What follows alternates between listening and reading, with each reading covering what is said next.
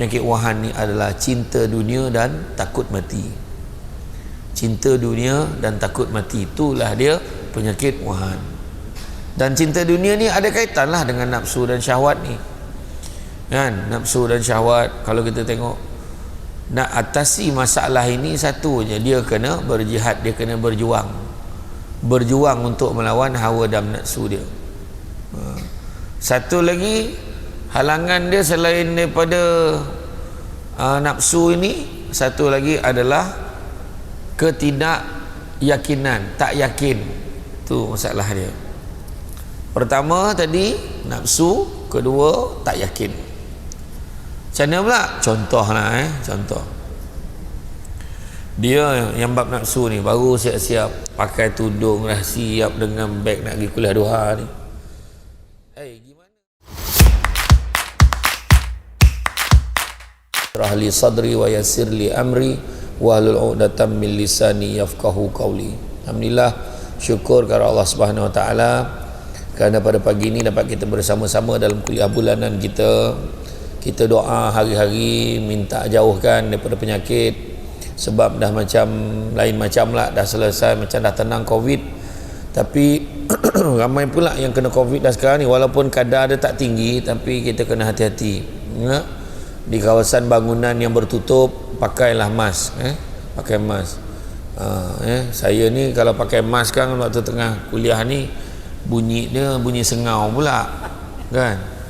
Dan insyaAllah satu lagi perkembangan nak beritahu juga, di Indonesia lockdown sebab Covid tinggi, dan kadar menunjukkan statistik yang paling tinggi sekarang ni influenza ni. Influenza ni dia tak mahu, dia dengan Panadol biasa tak mahu dia. Dia kena ni juga, kena ada ubat khas dia. Pada yang baru sampai, mana yang nak beli buku, dekat belakang ada buku kitab kita hari ni, siapa yang nak beli ada dekat belakang. Siapa yang baru sampai tu. Okey. Jadi hari ni boleh cerita tentang nafsu dan syahwat. Ada kaitan dengan apa yang saya cerita pasal penyakit tadi. Kadang-kadang orang disebabkan nafsu, dia tak kira, lantaklah penyakit tak kira. Pergilah, lantaklah, kan. Dia malas nak akur. Lepas tu keluarlah spekulasi. Ini semua propaganda aja ni, tak betul ni, kan. Bayangkan orang yang mengalami kematian keluarga dia disebabkan Covid, tak keterasa hati kalau orang tak percaya benda tu betul, cakap benda tu main-main, benda tu hanya agenda tertentu, ya. Jadi dengan izin Allah benda tu berlaku dekat negara kita. Jadi hati-hati, jaga kesihatan. Dan bila sebut tentang nafsu dan syahwat ini, kalau kita tengok bagaimana satu hari dulu Nabi pernah sebut, akan tiba masanya nanti, Nabi kata akan tiba masanya nanti umat Islam dikerumuni oleh bangsa-bangsa dari seluruh dunia, seolah-olah ingin menjamah makanan. Jadi dia cakap, kenapa? Adakah pada ketika itu umat Islam ni tak ramai? Bahkan mereka cukup ramai sekali, tapi mereka itu tak ubah ibarat buih di lautan. Banyak-banyak tapi macam buih di lautan, mudah pecah lah, kan? Dan Allah hilangkan perasaan takut di kalangan musuh-musuh Islam. Kenapa demikian? Sahabat tanya, ya Rasulullah, kenapa demikian? Maka Rasulullah jawab, kerana umat Islam pada ketika itu dilanda satu penyakit yang dinamakan sebagai penyakit wahan. Jadi itulah yang kita bincangkan hari ini. Penyakit wahan ni apa? Penyakit wahan ni adalah cinta dunia dan takut mati. Cinta dunia dan takut mati, itulah dia penyakit wahan. Dan cinta dunia ni ada kaitanlah dengan nafsu dan syahwat ni, kan? Nafsu dan syahwat, kalau kita tengok nak atasi masalah ini, satu je, dia kena berjihad, dia kena berjuang untuk melawan hawa dan nafsu dia. Satu lagi halangan dia selain daripada nafsu ini, satu lagi adalah ketidakyakinan, tak yakin. Tu masalah dia. Pertama tadi nafsu, kedua tak yakin. Macam mana pula? Contohlah contoh. Dia yang bab nafsu ni baru siap-siap pakai tudung dah, siap dengan beg nak pergi kuliah duha ni. Gimana mak pergi kuliah duha? Lah kata nak lepak-lepak dengan kita orang nak minum-minum. Anak-anak dah ajak, kalah gitu. Kan? Mana yang lagi kuat? Nafsu nak pergi makan ke nak datang kuliah ilmu? Macam tu kan. Tak apalah, balik nanti kalau sempat mak join lah, dia kata kan. Contoh. Jadi tu dia kuat lah. Kalau yang tak kuat, yalah lain kali lah. Kuliah tu pun bulanan, bulan depan boleh pergi lagi, dia kata. Contohnya ayat dia kan. Tu ayat dia. Yang kedua tak yakin. Apa maksud tak yakin? Dia tak yakin dengan pahala yang Allah berikan. Pahala ni tak nampak. Kan? Kalau nampak senang, kan? Datang majlis ilmu. Nabi sebut barang siapa yang datang ke majlis ilmu, maka Allah akan anugerahkan kepadanya jalan-jalan ke syurga. Amin, mudah-mudahan kan. Jadi kalau aku ni ke jalan ke syurga, tak nak ke? Gila, takkan tak nak. Cuma Allah memang hijabkan mata kita. Kita tak nampak waktu atas dunia ni macam manalah syurga tu. Hanya boleh cerita je hebat macam tu, hebat macam ni. Tapi cerita hebat-hebat pun orang tak ada siapa pun. Tak ada siapa pun yang tahu keadaan dia. Kalau kita tengok Steven Spielberg yang director filem dinosaur tu, dia boleh hidupkan balik dinosaur tu macam real. Dengan manusia tu dia boleh tipu manusia tu dengan mata-mata tu. Dan dia pernah buat satu filem tajuk dia Paradise, syurga. Ketika filem yang pertama yang dilakonkan oleh Leonardo DiCaprio, waktu tu dia budak lagi. Macam tu lah. Tapi macam mana pun dia menggambarkan paradise itu sebagai syurga, tak sama seperti apa yang Allah siapkan untuk kita. Okay, kita mula tengok kitab ya. Allah SWT telah memberikan wahyu kepada Nabi Musa AS. Wahai Musa, jika engkau ingin aku lebih dekat kepadamu daripada ucapanmu kepada lisanmu, daripada keraguan hatimu kepada hatimu, daripada rohmu kepada badanmu, daripada cahaya penglihatanmu kepada matamu, dan daripada pendengaranmu kepada telingamu, maka perbanyakkanlah membaca selawat kepada Muhammad sallallahu alaihi wasallam. Bayangkanlah Nabi Musa ni, waktu tu Nabi kita belum lahir lagi.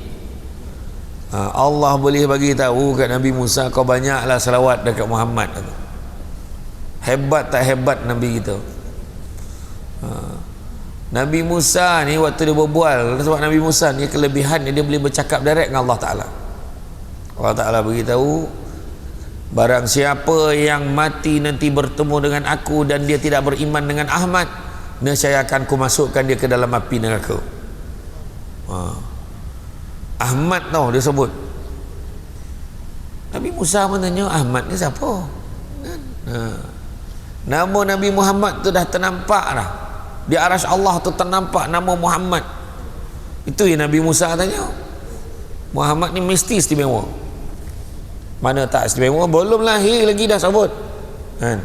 Berselawatlah pada Nabi. Ini kan pula kita yang memang dah kenal dan dengar kisah hari-hari dengar pasal Nabi kita. Kalau tengok drama tu betul tukar hero dia. Mula untuk Firdaus lain, kan, bisik-bisik gelora lain hero dia, risik pada hati lain hero. Kan? Tapi kalau dengar ceramah, hero dia sama je setiap hari, iaitu Nabi kita. Itu yang tak boleh lawan tu, kan. Sampai hero tu tua dah berlakon jadi bapa pula dah, kan. Tapi Nabi kita masih kekal relevan.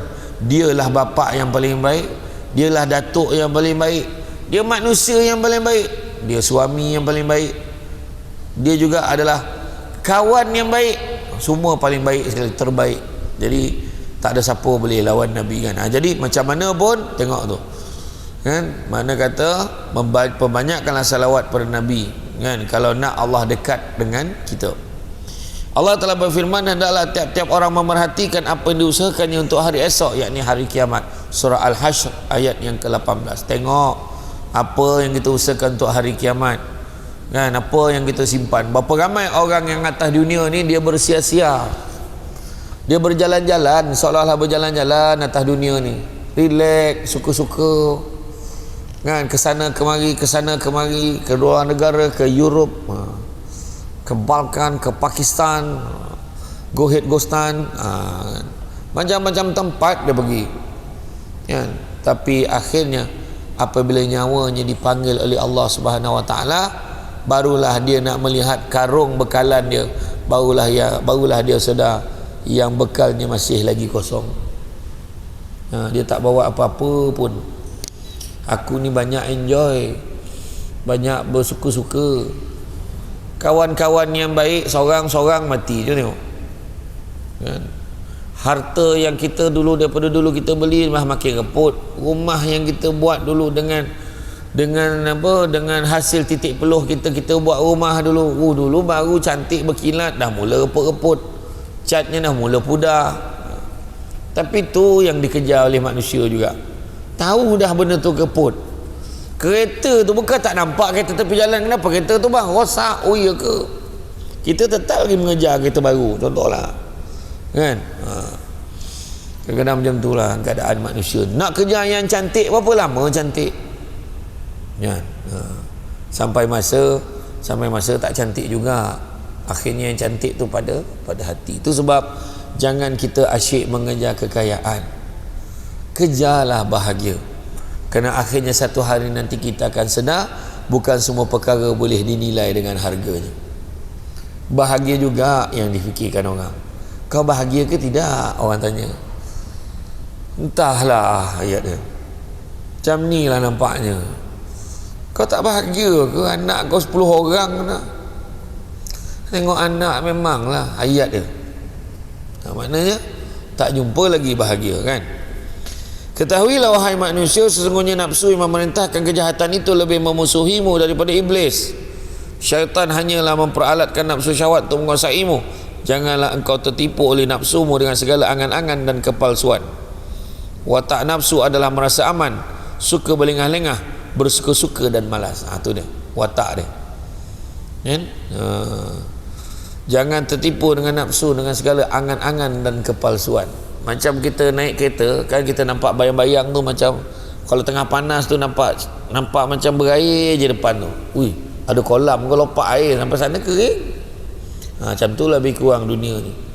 Mengejar, akhirnya dapat berapa ramai nak sangat telefon tu, cantiknya telefon tu.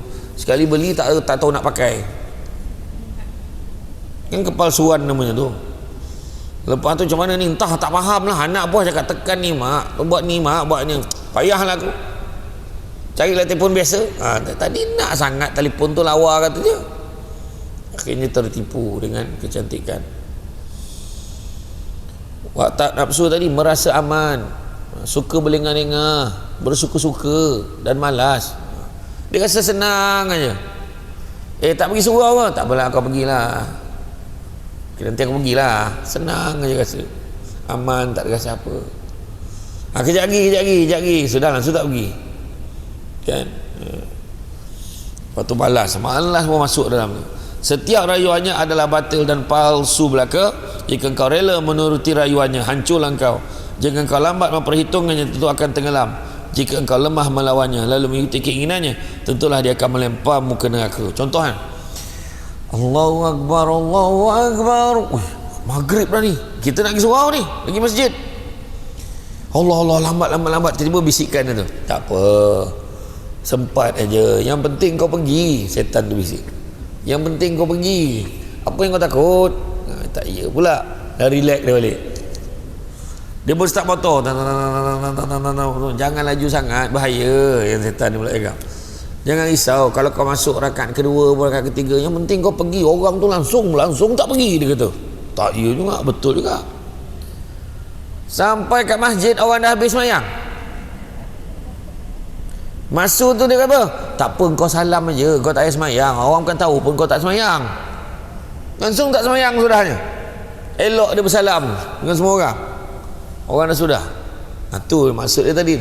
Dia memperlengah-lengahkan akhir. Kalau lambat dia melengah-lengahkan tu, bila lambat pertimbangan kita, hancurlah kita akan tenggelamkan kita. Tu maksud dia tadi. Lengah. Tengok time semayang, kan? Allahu Akbar, Allahu Akbar. Allah dah azan dah pula. Lagi semayang, alah sikitnya, jaga layan satu customer je lagi, kan? Dekat kedai ni layan tu customer. Alah 2 keping dia pergi uti sana, kalau lama sangat pun. Maaf, leka. Sudahnya jadi penat pula. aduh, dia dalam melengah-lengah tu, jadi masalah lain, tenggelamlah. Sudahnya semayang zuhur pada waktu haram semayang, waktu berdosa semayang. Bila? Seminit lagi nak asar. Nah, macam mana? Kelang kabut macam kartun semayang. Tapi masa tu apa?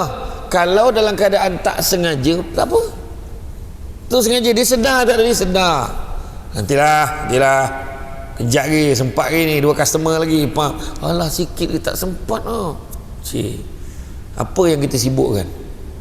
Lain lah kalau kita terlelap, tertidur kan, tu lain. Kita tak sedar. Ni berbincang dengan diri sendiri tu, 2 orang lagi, tak apa. Seorang tu nak pula kuih tiaw kungfu, berkungfu dekat dapur tu, contohlah kedai. Sedangkan cuba tengok kalau kita pergi Mekah Madinah kan, azan ni gerap, dia tutup, tak kira dah lantak lah, pergi semayang dulu, lepas kan buka, tunggulah kan. Itu dia cerita dia. Jika engkau lemah melawannya lalu mengikuti keinginannya, tentulah dia akan melemparmu ke neraka. Nafsu tidak akan pernah menuju kepada kebaikan, ia sumber bencana. Dialah markas iblis serta tempat segala keburukan yang hanya diketahui oleh Allah. Sesungguhnya Allah mengetahui segala yang kau perbuat, baik maupun buruk. Maknanya nafsu ni kebiasaannya akan membawa kepada keburukan, dia tidak membawa pada kebaikan. Nafsu, dia katakan nafsu nak semayang, katakan nafsu semayang, tak, tu keinginan nak semayang. Jihad kita melawan nafsu. Kalau ikut nafsu tu lain kan. Anak pukul 7 drama, saya dapat tak, sebab apa, TV tu saya tak nak sebut lah TV berapa. TV tu dia punya rating paling tinggi adalah pada waktu berita. Jadi sebelum waktu berita dengan selepas berita tu, dia akan pastikan rating program dia pun tinggi, orang akan tengok ramai. Bayangkan, memang tujuan dia macam tu. Dan benda tu dah jadi bahan kepada nafsu untuk kacau kita. Waktu maghrib nak semayang, Allahu Akbar, nantilah dulu, tunggu iklan garanglah baru nak semayang. Lepas tu azan, lepas tu iklan kelang kabut masuk dalam bilik air ambil wuduk ni, takut start pula drama tu sekarang. Allahu Akbar, bismillah. Setan bisik, jangan lama sangat, habis dah iklan tu. Aduh, dah start ke drama tu, habis kacaunya. Nampak tak? Tu dia. Nafsu tidak akan pernah menuju kepada kebaikan. Bayang, ia sumber bencana. Ingat tak kisah lelaki yang disuruh minum arak tak nak, disuruh berzina dia tak nak, suruh bunuh orang tak nak. Lala syaitan iblis ni menyerupai seorang lelaki ni. Dia kata tak apa, kalau kau tak nak buat tu, at least kau minum ini. Dia minum arak tu, dia kalah dekat situ je. Minum arak langsung tak sedar diri, habis benda lain semua dia buatnya. Dia bersama dengan perempuan tu, dia rogol perempuan tu, kemudian dia bunuh pula orang tu sebab nak tutup bukti dia. Akhirnya dalam minum tu dia buat pada banyak lagi benda lain. Puncanya apa? Ni menurut kepada nafsu ni tadi, dia akan menghancurkan. Jika seorang hamba mahu merenung umurnya yang telah lanjut untuk mencari akhirat, maka renungan itu akan dapat mencuci hati. Kita berduduk menung-menung kan, pun pahala tu, ya Allah, berapa lama lah aku ni boleh hidup lagi, ya Allah, banyak dosa aku ni, ya Allah, kan. Orang muda dengan sehat mencari duit, betul tak?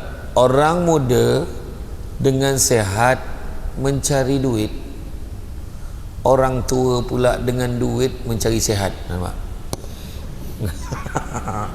Kan, mendalam nak ayat tu. Cuba fikirkan, betul tak? Orang muda dengan duit mencari sehat. Macam apa tu lah kan? Dengan sehat mencari duit. Orang tua pula dengan duit mencari sehat. Habis betul, semput, ambil gas, sedut oksigen, gaut pula, go out, aduh. Surau tu pula bagi kambing, aduh, berdenyut, tak boleh tidur, nyut-nyut dengan malam sampai ke pagi, kan. Lepas tu dah makan-makan pula, ada tumbang pula, demam pula, bukan jenis sekejap, seminggu dulu, benar-benar budak-budak dulu demam sehari je, besok tu berlari dah. Ni seminggu tak elok-elok lagi ke? Entahlah, nak mati sangat dah rasanya, kata. Wahal demam je kan, macam itulah takdir manusia ni. Jangan terpedaya dengan muda, sebab mati tak syarat tua. Jangan terpedaya dengan sehat, sebab mati tak syarat sakit. Ada seorang sahabat tu, dia umur dia 30 tahun dia masuk Islam, tapi 36 tahun dia meninggal dunia. 6 tahun dia dalam Islam, tapi bergegar arasy Allah. Waktu dia meninggal dunia, dia semua orang, malaikat semua berebut-rebut nak menyambut dia.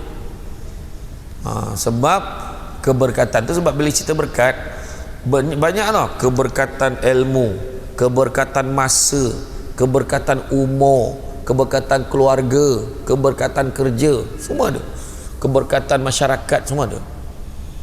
Keberkatan masyarakat tu rasa seronok jangan masyarakat tu, ada je benda-benda baik je, benda masyarakat tu fikir, tak ada mengajak benda-benda tak elok. Jom sama-sama kita lawan dia ni, jom kita kenakan dia nak, jom kita tak puas hati dengan dia, ada je benda tak elok nak diajak je kan.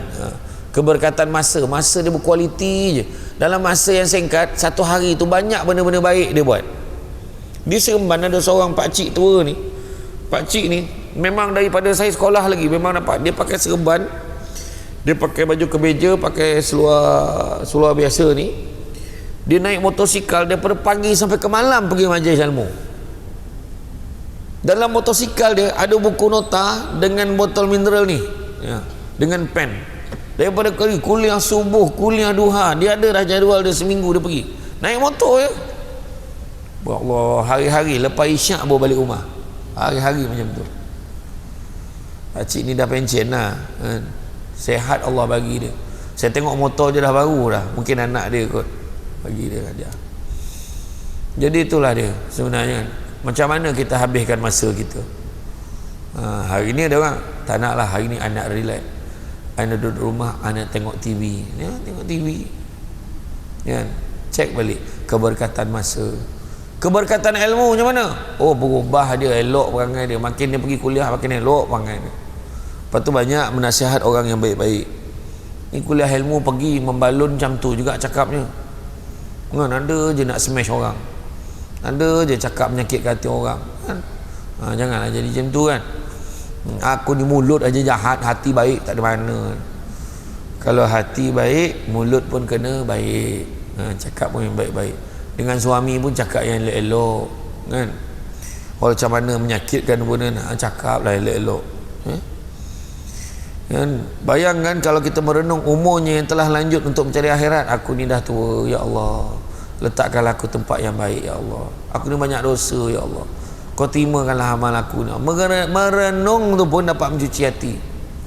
Itu sebab ingat mati pahala, minta mati dosa.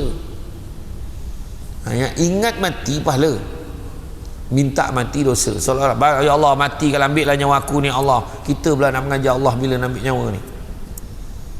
Itu sebabnya kalau kita sakit teruk macam mana pun dah tak tahan, doa dia mesti open. Contoh, ya Allah, andainya kesihatan, andainya hidup itu baik bagiku, Kau sembuhkanlah aku. Seandainya mati itu baik bagiku, Kau ambillah nyawa aku. Jadi kita masih lagi berserah pada Allah macam tu. Jangan cakap ya Allah ambillah nyawa aku, ya Allah dah tak tahan dah, ya Allah cepatlah mati lagi baik dia kan. Jangan macam tu. Jadi kita buka, ya Allah, kalaulah hidup itu baik bagiku, Kau sembuhkanlah kesakitan aku ni. Kalaulah mati itu baik bagi aku, Kau ambillah nyawa aku.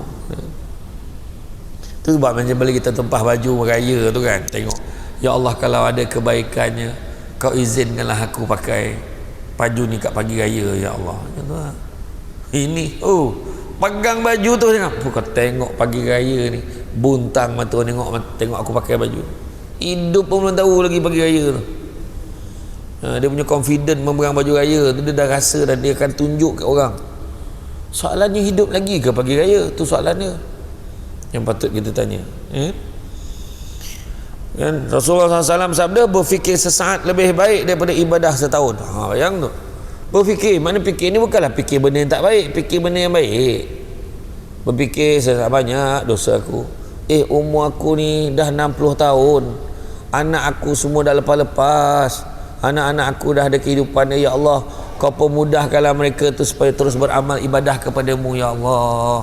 Anak-anak aku ni, ya Allah, mudah-mudahan ringanlah diri dia orang tu nak beribadah, mudah-mudahan dia tak lupa nak doakan untuk aku kalau aku dah tak ada besok, ya Allah. Malam tadi saya jumpa dengan satu imam, seorang imam. Imam ni sekampung lah dengan saya di Seremban tu. Ayah dia baru meninggal dunia dalam tahun lepas. Tahun lepas ke tahun ni? Awal tahun ni. Dia nak meninggal tu seminggu sebelum dia dah tulis lah apa benda yang nak bagi tahu, ni wasiatkan ni, yang ni pesankan ni, apa suruh buat apa, bayar hutang dia yang mana, duit ambil kat mana, duit tanah semua dah tukar nama isteri, anak-anak saya siap. Dan dia seminggu sebelum dia meninggal dia kata, jadi apa-apa dekat abang tu, dekat atas para tu ada duit, ambil lah duk buat belanja. 2,000 dia tinggal untuk ini dia. Bayang orang yang baik macam tu lah kan? Dia fikir dah dia nak pergi kan? Cuma dia tak boleh cakap, aku ni dah nak mati sangat ni, kau tengok confirm ni minggu depan ni. Yang tu dia tak boleh cakap. Dia rasa-rasa dah, cuma dia tak cakap. Dia dah pandang jauh ya kan. Pasal tak kalau ada siapa yang kehilangan keluarga je tu, patutlah dia macam menung banyak dah. Kalau duduk kat depan tu tengok jauh, kadang boleh terlelap. Tu tanda-tanda dalam kuliah tu pun lelap dia tak tu tak termasuk. Terjaga pula dah, terperanjat pula. Contoh je. Tak, dia kalau dia pandang tu jauh je kan. Dia pandang Samsul Lebat tu jauh. Macam tu kan. Dia dah terbayang macam-macam lah kan. Demikian dalam tafsir Abu Lais, maka sayugia bagi orang yang berakal segera bertaubat atas dosa telah lalu dan memikirkan akan bekal mencapai keselamatan di akhirat. Dia memutuskan angan-angan keduniaan, segera bertaubat, mengingat Allah, meninggalkan larangan-larangannya, sabar menahan nafsu dan tidak memperturutkan keinginan syahwat. Apa tu? Maknanya pada orang yang berakal, yang faham benda ni, macam kita semua ni berakal, kita faham dah, kita dengar betul dah tu, dah tahu dah benda tu akan merosakkan kita, nafsu tu boleh melekakan kita, melengahkan kita, menghancurkan kita. Maka kalau kita sebagai berakal, maka kita akan tinggalkan, kita bertaubat betul-betul. Taubatlah bila-bila boleh mati kan, sebab nak mencapai keselamatan akhirat. Angan-angan dunia ni dia tolak ke tepi lah. Kadang-kadang bergaduh sebab jawatan, bergaduh sebab rezeki. Kenapa aku tak dapat rezeki ni? Tuhan bagi dalam 10 perkara yang kita nak, 10 perkara kita nak, Allah bagi 7, tapi manusia akan bising 3 yang dia tak dapat tu. Itulah manusia. Nak bagi faham pasal rezeki, kita tahu rezeki daripada siapa? Allah. Tapi kenapa orang tak puas hati, masih lagi pun bertikai kan? Rezeki pada Allah ni apa maksud dia? Ada 3 yang kita kena faham pasal rezeki ni. Pertama, punca rezeki Allah tentukan. Punca rezeki, tak payah bertikai. Mana dapat duit? Tak ada mana dia katakan, aku ni kerja tidak apa tidak. Tiba-tiba, Assalamualaikum, salam, ada orang ketuk pintu. Apa khabar? Baik, aku ni nak mulangkan duit. Duit apa? Dulu aku pernah pinjam duit kau lah, aku pun tak ingat dah. Punca rezeki Allah tentukan. Pernah tak macam tu? Kita dah lupa-lupa orang bayar. Pernah tak? Pernah kan?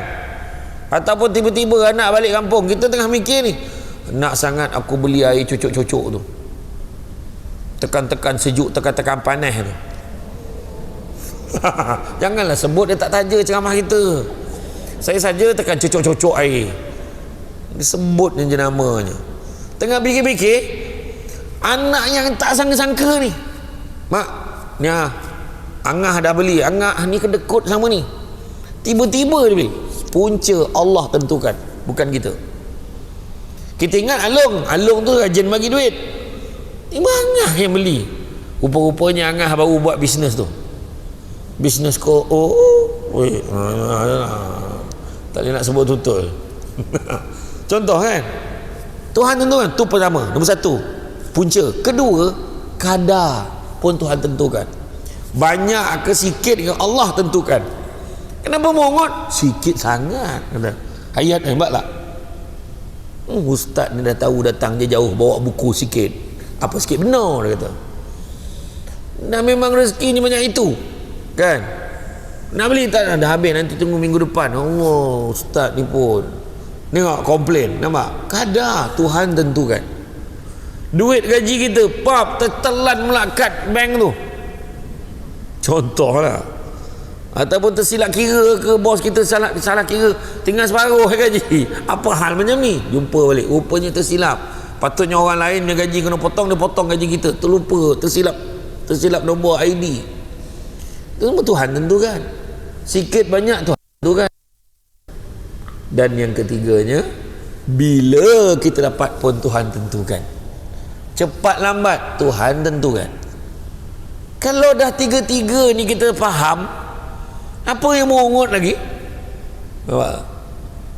Bila lah aku nak dapat pergi Mekah ni? Tak tahulah. Lambat. Ada orang tu dapat pergi. Contoh mak saya dulu, ini kisah benar lah. Mak saya dulu bila nak pergi, dia pergilah dengan satu syarikat travel. Nak pergi, masa tu abah saya dah meninggal lah. Mak saya kumpul duit sikit nak pergi umrah. Dapat pergi umrah dulu 14 hari. Dulu 14 hari, tak macam sekarang. Termasuk perjalanan pergi balik sekarang 12 hari. Kat sana 10 hari je. Lepas tu orang tu beritahu dipendekkan, tak jadi 14, sebulan sebelum pergi, dah tinggal 12 hari je lagi. Lepas tu tiba-tiba masa sebelum dekat airport dah beritahu tinggal 9 hari je kat sana. Jadi 11 hari pergi balik. Jadi mak saya rasa tak puas, pergi pun macam buat macam tak buat, betul-betul lah, rasa macam tak puas hati. Masa dia pergi tu, mak saya tak tahu bila lagi dia boleh pergi. Mak saya kata. Tapi masa yang tawaf wida tu, mak saya minta betul-betul, ya Allah, kau sampaikanlah aku lagi ke sini, ya Allah, kau sampaikanlah aku ke sini lagi, ya Allah. Macam mana agak-agak mak saya boleh pergi balik? Cuba teka. Sebab apa? Mungkin sebab apa? Cuba teka. Ada mungkin cakap anak dia bagi duit kot. Mungkin ada yang cakap dia kumpul duit balik semula kot. Tak. Saya pula, saya tak tahu ni cerita mak saya ni. Mak saya tak cerita. Dia tahu dia pergi, dia balik, dia tak cerita pun. Dia rasa ralat ke apa, dia tak pernah cerita. Pada tahun 2006 saya masuk satu pertandingan pidato di Kuala Lumpur, depan Pak Lah. Masa tu pidato Islam Hadari. Saya masuk pertandingan tu. Nombor 3 daripada Johor, Makkah ada 76 markah. Nombor 2 daripada Sabah 77 markah, 76 77. Saya jadi juara 95 markah. Masa pertandingan pidato tu. Dan saya baru tahu juara dapat 5,000 dan juga tiket umrah daripada TH Travel. Saya pula bila dapat tu, saya kata tak apalah, sedekah kat mak. Tiket umrah tu saya kata sedekah kat mak, besok saya boleh pergi sendiri. Saya kata fikir macam tu. Duit saya ambil. Tu cerita je. Duit ambil. Masalahnya duitnya pun lambat. 4-5 bulan baru dapat duit tu. Pegang mock check yang besar tu, kan main lagi kuasa ramah lah. Kan? Rezeki.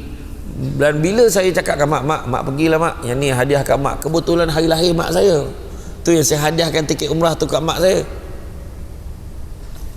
Tak ada siapa terfikir pun. Itu puncanya mak saya dapat pergi. Dan masa tu mau mak saya cerita, dulu mak nak sangat pergi balik, alhamdulillah ni aku dapat. Dia fikir. Tu sebab saya kata rezeki ni tak boleh nak cakap. Mak saya pergi, lepas tu pak saudara pula top-up pula bayar maklong saya dengan arwah nenek saya untuk pergi dengan mak, pergi 3 beranak. Nampak pergi. Saya pula yang kata nak pergi sendiri tu, bila pula aku boleh pergi? Kan? 10 tahun lepas tu baru saya boleh pergi. Kumpul-kumpul duit, dapat bawa isteri pergi kali pertama. Lepas pada tu, entahlah, mahal juga pergi ni. Rupanya tiap-tiap tahun orang bayar kita pergi. Macam tu. Rezeki tu cakap tu. Kita tak boleh nak jangka. Nampak tak? Kan? Macam-macam. Dan mak saya pula, mak saya dengan mak long saya, di Seremban tu sampai hari ni, Bilal mandi jenazah Seremban tu memang mak dengan mak long saya. Kadang-kadang mak saya pernah pergi ke Perak ni, ada satu tempat saya tak nak sebut lah mana, tengok orang menguruskan jenazah tu, aduh, rasa nak betulkan kan, macam mana lah nak betulkan ni. Mak saya kan takut dari segi, takut orang terasa kita sampai tempat orang. Jadi mak saya tu, boleh saya tolong? Mak saya tolong tu buat, oh macam ni macam ni orang tu tanya. Tapi dapat mak saya ngajar. Itulah cerita dia. Jadi mak saya, rezeki dia, mak saya dengan mak long saya tu, lepas pergi umrah tu, setahun lepas tu panggilan haji. Bayangkan tu, sebab saya kata, mana kita tak tahu, tak boleh nak cakap. Kalau pergi daftar haji sekarang, insya-Allah kalau tak ada apa-apa melintang, boleh pergi pada tahun 2136. 3 kali mati hidup, tak boleh pergi lagi. Tak boleh pergi lagi, tak, mati balik. Kan? Tak, tapi itu perancangan manusia. Tapi rezeki kalau Allah akan tentukan, seorang driver taksi, dia kena hantar barang, parcel kena hantar dekat airport, dia kena hantar ke airport dekat staff Qatar Airlines. Staff Qatar Airlines kata lah, pakcik sihat, terima kasih pakcik berapa umur pakcik dia? Pakcik umur 60 lah, pakcik kerja buat ni, buat taksi lah. Pakcik tak nak pergi haji? Nak juga, kalau boleh nak pergi pakcik balik sekejap, pakcik cari gambar. Pakcik ada gambar tak? Gambar pasport, bagi saya 4 keping pasport, bawa kat saya. Pasport tak ada, pergi buat dulu, bawa kat saya, esok saya ada lagi kat sini. Kenapa pula? Buat aje lah, dia kata. Dia pergi buat sampai gambar, ambil ni, daftar. Okey, tak apa pakcik, pasport ni pakcik ambil, saya dah ambil data semua. Sampai surat kat rumah, dapat panggilan haji percuma. Rupanya yang staf Qatar Airlines ni, dia memang ada kota bawa family dia pergi haji, pergi umrah. Dan family dia, mak ayah dia semua dia dah bawa dah, tak tahu nak bagi siapa. Dia kata, siapalah aku nak bagi tu. Dia nampak pakcik tu, dia terasa nak bagi ke pakcik tu. Rezeki tu, sebab saya kata punca kita dalam cakap kan. Orang lain beria bila lah dapat jumpa Samsul Debat. Orang Batu Gajah tak heran, tiap-tiap bulan kita orang jumpa, tak ada benda, tak ada apa pun, okey je. Bak cerita, betul tak? Contoh lah. Suka pula Samsul Debat datang ke Batu Gajah ni, kita kan, melayan roti canai buah pokok. Tadi ada tanya, Ustaz menginap kat mana Ustaz? Rahsia. Kan dia kejarnya aku sampai ke hotel, pening kepala kan. Hari tu saya ceramah di Sarawak, ada satu kedai laksa Sarawak tu, ada seorang nak ambil gambar boleh. Dia bukan Islam, nampak cara bukan Islam lah. Ambil gambar boleh. Tak salah orang ke? Tak salah, Adiputra kan? Saya kata bukan. Aduh, saya kata boleh diingat aku Adiputra, pening kepala. Betul dia kata tu. Saya lah, apa hal pula. Lepas tu dia masukkan dalam Instagram tu, dia tuliskan, dia tag saya, dia tulis bukan Adiputra, bukan Mat Kilau, bukan Samsul Yusof. Agaknya balik ke rumah tengok balik semula, baru perasan agaknya bukan. Puas saya tengok dalam bilik air tu, mana pula yang rupa Adiputra. Okey. Kemudian ingat nafsu adalah berhala. Nafsu adalah berhala. Barang siapa menuruti nafsu berarti menyembah berhala. Orang menyembah Allah, dialah yang mampu menahan nafsunya. Makna dibandingkan layan nafsu ni, seolah kita berbelakangkan Tuhan. Bandingan dia tu berhala. Bayangkan tu, nafsu tu berhala, macam benda satu benda yang lain yang kita sembah kan. Diceritakan bahawa Malik bin Dinar berjalan di pasar Basrah. Dia melihat buah tin hingga tumbuh keinginannya terhadap buah itu. Dia membuka kasutnya dan memberikan kepada penjual buah itu, lalu berkata, berilah aku buah itu. Dan si penjual melihat sandalnya lalu berkata, oh ini tidak cukup. Kemudian Malik berlalu, maka dikatakan kepada penjual itu, bila dia nak beli itu, dia tak apalah dengan apa yang dia ada. Ya, boleh tak aku nak beli buah tin? Tunjuklah kasut sebelah sandal dia tu. Dia kata, oh tak cukup. Tak cukup, tak apalah. Dia pun jalan. Bila dia jalan, ada orang tanya dia. Dia kata, apakah engkau tidak mengetahui siapakah dia? Penjual itu menjawab, tidak. Maka dikatakan, dialah Malik bin Dinar. Dengan segera penjual itu meletakkan bakul di bahu pelayan yang lalu berkata, jika dia menerima buah ini daripadaku, maka engkau merdeka. Dia cakap dengan orang tu, kau hamba dia tu, yang pembantu dia tu, kau pergi. Kalau dia nak ni, ambil, bagilah kat dia. Aku tadi menyesal pula, aku tolak tadi dia nak dengan sebelah kasut tu tadi, kan? Dan pelayan itu pergi mengikut Malik bin Dinar lalu berkata, terimalah buah ini daripadaku. Tapi Malik menolak, terimalah sebab di sinilah kemerdekaanku. Kata pelayan itu lagi. Kemudian Malik menjawab, jika di sini kemerdekaan bagimu, maka di sinilah pula seksaan bagiku. Sebab apa? Sebab melayan nafsu dia. Tadi memang dia nak, dah tak dapat, tak apalah. Tak adalah beria-ia sampai dia sanggup ni, kan? Kalau kita seronok sangat lah tu, kan? Dapat free pula, kan? Namun pelayan itu tetap juga mendesak-desak, sehingga Malik bin Dinar berkata, aku bersumpah tidak akan menjual agama dengan buah tin, dan aku tidak mahu makan buah tin sampai hari kiamat. Itu dia. Pernah satu ketika Imam Hambali dia berjalan, dia bawa barang. Kemudian ada orang berebut-rebut datang. Tak apa, Tuan bagi kami angkat. Tuan ni orang baik, Tuan ni orang yang mulia, Tuan ni orang yang hebat. Bagilah kami peluang, tolong angkat barang Tuan ni. Dia kata jangan menangis. Imam Hambali ni kata apa? Sebab apa dia kata? Sesungguhnya manusia ni kelihatan hebat hanya disebabkan oleh apa? Hanya disebabkan Allah melindungi aibnya. Kalau Allah buka aibnya, banyaklah kelemahan-kelemahan kita ni. Itu yang kadang-kadang kan kita terasa hebat aku ni rupanya, kan, handal aku ni, kan. Tapi tak, jangan kita layan nafsu kita yang macam tu, kan, menyebabkan kita lupa pada diri kita. Diceritakan bahawa Malik bin Dinar sedang sakit menghadapi mautnya.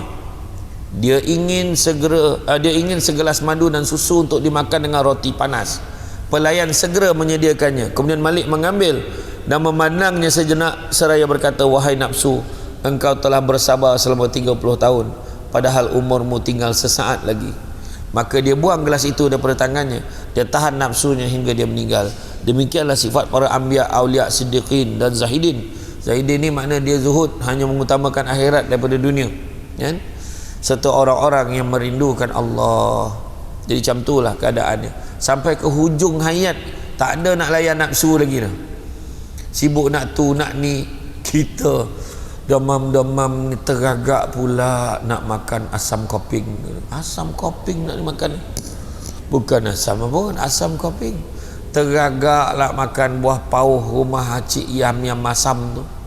Kau pergilah dapatkan, tinggal sakit ni, kan, melayan nak tu, kan. Tu yang kita tengok orang yang mengandung tu pelik-pelik tu. Orang yang mengandung lagi pelik. Nak makan tisu tu, dikunyah betul tisu tu. Tu nafsunya hal, betul tak? Ada orang cakap mengidam orang tu tua dekat ngidam, kan. Tapi itu nafsu lah tu. Macam-macam benda tiba nampak sedap sangat, kan. Mengidam, kesian. Meleleh haliu budak tu. Adalah benda yang mak dia tak dapat ni. Ada, memang banyak benda mak dia tak dapat tu. Microwave, dapur baru, periuk baru. Meleleh-leleh haliu budak tu, kan. Contoh lah, macam-macam. Biar dia meleleh masa budak ni, jangan dah tutup bangka meleleh lagi, kan. Tu cerita dia, kan? Nafsu, melayan nafsu ni, kan. Itu dia. Tak berkata Nabi Sulaiman bin Daud alaihissalam, sesungguhnya mengekang nafsu itu lebih sulit daripada membuka sebuah kota sendirian. Bayangan tu, bukan senang nak mengekang nafsu ni. Ada je macam saya ni, ada terfikir dah lepas ni nak makan kat mana, dah terfikir tu. Bukan senang nak mengekang nafsu tu, kan. Tu kan terfikir, nak makan dekat sini ke, makan kat sana ke, nak makan mi udang ke, nak makan itu ke, nak makan seafood ke, macam-macam dalam kepala, kan. Tu dia, macam mana nak kurus, dia kata, kan. Susah, kan. Sebab apa? Dia susah tu, nak orang nak diet ni bukannya susah sebab dia kena makan, tapi dia nafsu dia tu nak cari benda-benda macam-macam. Sampai kat kedai makan pula macam mana? Contohlah PA saya dah beritahu, cakapkan masjid-masjid tak usah siapkan makanan. Kalau betul nak hidangan, hidangkan buah-buahan sahaja. Anggur lagi bagus, Samsul Lebat suka. Sampai pada masjid-masjid tertentu, ini hajat orang kampung ustaz. Siap dengan kepala kambing depan muka penceramah ni, menghadap kambing. Macam tak apa hati je kambing dengan aku. Kau siap kau? Tu yang habis kerja dengan kambing tu kan. Tu salah dia. Ayam percik nasi Arab, Allahu Akbar, macam-macam baginya. Itulah antaranya kan. Sesungguhnya mengekang nafsu itu lebih sulit daripada membuka sebuah kota. Wah, payah buka sebuah kota sendirian ni, payah, tapi nak tunjuk nafsu tu lagi susah nak dikekang. Ali bin Abi Talib radhiyallahu anhu juga berkata, aku dan nafsuku bagaikan gembala dengan kambingnya. Jika aku menahannya dari satu sisi, dia melompat dari sisi lain. Barang siapa dapat menjinakkan nafsunya, dia akan dibungkus dengan kafan rahmat dan dikubur dalam bumi karamah. Nampak? Kalau dia dapat menjinakkan nafsunya, tapi barang siapa membunuh hatinya, terbungkuslah dia dalam kafan laknat serta terkubur dalam bumi azab. Kambing punya degil, kambing tu sampai ke sunnah tak mandi kan. Kambing tu kita suruh dia masuk, tapi kalau kita tarik dia tahan tu, degil lah tu. Itulah kambing kan. Tapi peribahasa Melayu selalu menyebut, di kandang kambing kita ngembek, di kandang harimau kita mengucap. Kalau mengaum ingat harimau tu tak kenal kita, kenal dia, confident aja. Maum disambarnya mati terus. Maum kambing tak apalah, rimau dia maumnya kejap dia capai kepala kita ya. Aduh, baru-baru ni saya dengar di Sarawak tu, kesian dengar cerita budak kena sambar di buaya. Di baru-baru ni lah dengar ceritanya, dia budak 8 tahun, mak ayahnya berpisah. Mak dia janji nak ambil, nanti mak ambil raya nanti, sampai ke raya haji tak ambil. Jadi dia 3 beradik, 14 tahun, 12 tahun dengan 8 tahun. Yang 8 tahun ni lah. Jadi hari tu nenek dia kata, tak apa, mak ayah kau tak nak jaga kau, nenek jaga. Ni terjemahan lah, dia cakap Sarawak, saya tak tahu cakap Sarawak macam mana. Jadi nenek dia hari kejadian tu, kakaknya 2 orang tu mandi dalam sungai.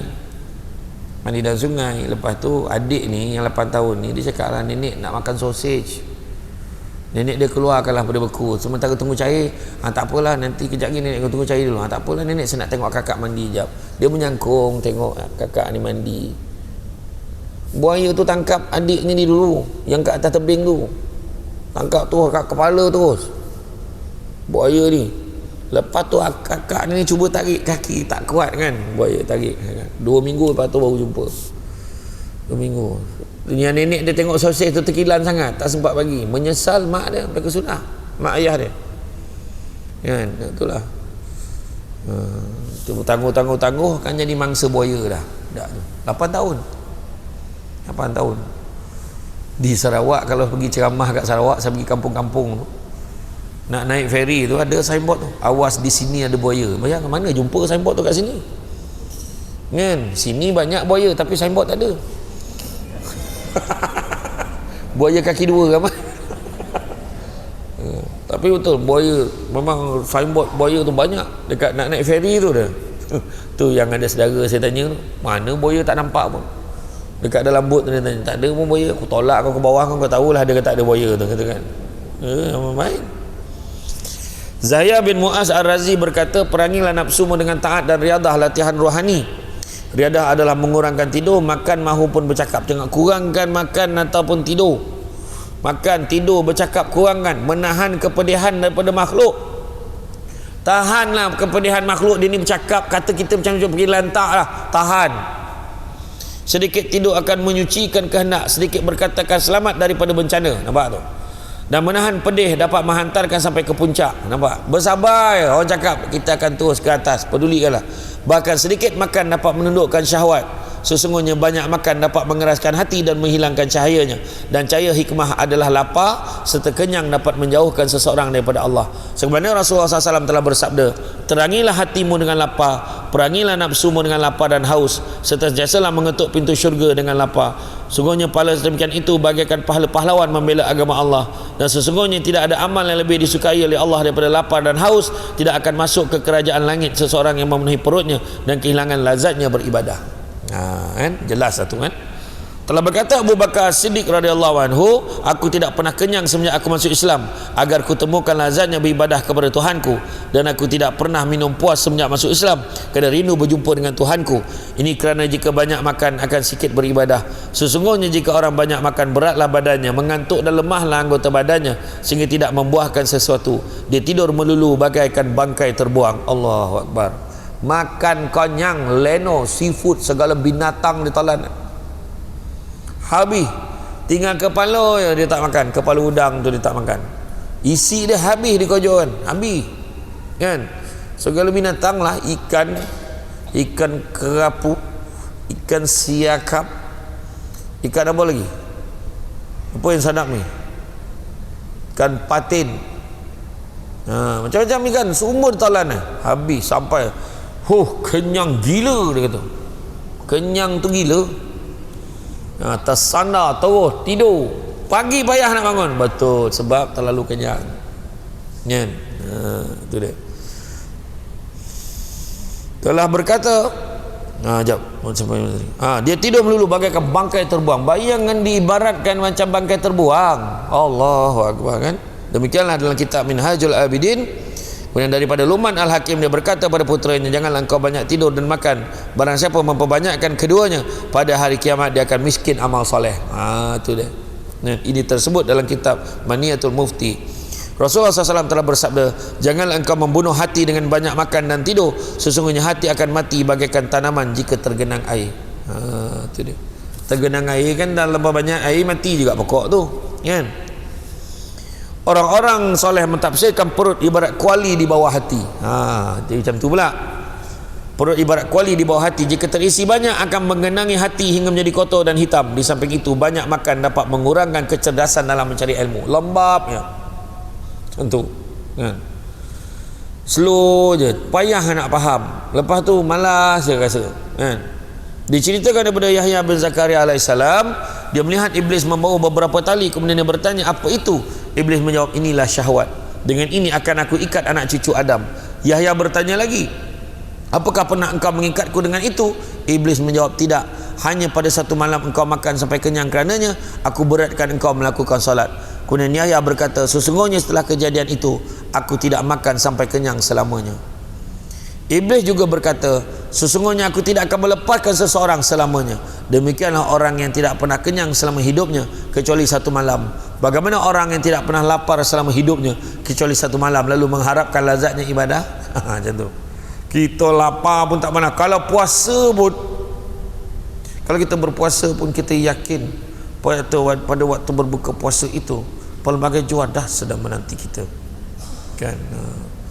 Taufufah, lai cikang, cha kuih tiao, Cina je bunyi semua. Nyong taufu, kan, roti john, apam balik tabal, apam bilik nipis, semua di balun. Sendawa keluar kacang apam balik. Bayangkan tu, punya konyang kan. Itu yang bulan puasa tu yang dibesar-besarkan. Yang paling bahaya sekali apa? Yang paling bahaya sekali adalah buffet Ramadan. Macam-macam makanan dimakannya, sudahnya tersandar sampai ke rumah dah lambat, kenyang pula, sudah tak pergi tarawih. Berapa ramai? Itu yang kadang-kadang orang tua-tua, orang-orang lama, mak-mak ni semua malas nak pergi buffet Ramadan tu. Buka puasa ke hotel tak nak lagu. Sebab apa? Dia takut nanti terlepas tarawih. Dia tahu nanti lambat balik semua, tak ada, dia kata. Tak ada. Diceritakan juga daripada Yahya bin Zakaria alaihissalam, pernah satu kali dia kekenyangan makan gandum. Pada malam itu dia tertidur ketika berwirid. Pernah Allah memberi wahyu kepadanya seraya berkata, apakah engkau menemukan rumah untukmu yang lebih bagus daripada rumahku? Apakah engkau menemukan teman yang lebih baik daripada berteman denganku?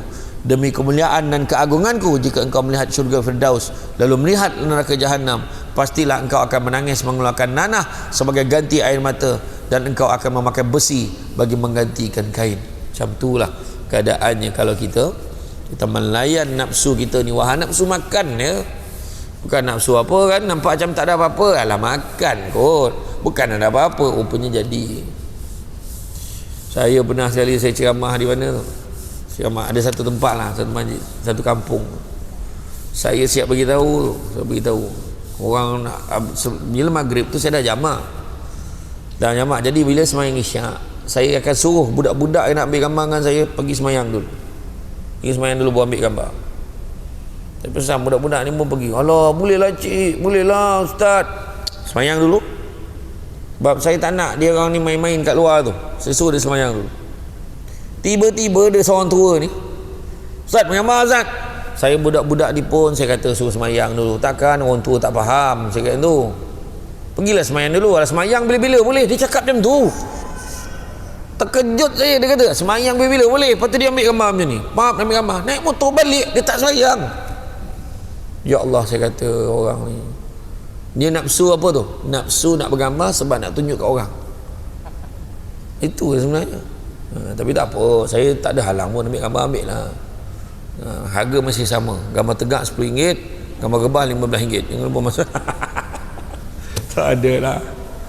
Nafsu jadi macam mana pun jagalah. Kita nampak benda tu simple je. Ingat untuk kita yang Nabi sebut penyakit wahan tadi. Nabi sebut penyakit wahan, cinta dunia dan takut mati. Cinta dunia ni maknanya halangannya ada dua, iaitu nafsu dan juga tak yakin. Nafsu dan juga tak yakin. Tak yakin dengan apa yang Allah nak kurniakan kepada kita, dan nafsunya pula sibuk melayan nafsu yang bukan-bukan, macam-macam nafsu. Nafsu makan, nafsu tidur, dan sebagainya. Jadi mudah-mudahan kita mendapat pengajaran. Bak kata orang, cantik dipandang rumah penghulu, kayu terukir dari papan, alang-alang menuntut ilmu, sebutir pasir kembangkanlah menjadi intan. Mana walaupun sikit dalam tempoh sejam ni kita berkuliah, yang penting kita amalkan dan kita sebar panjangkan kepada yang lain.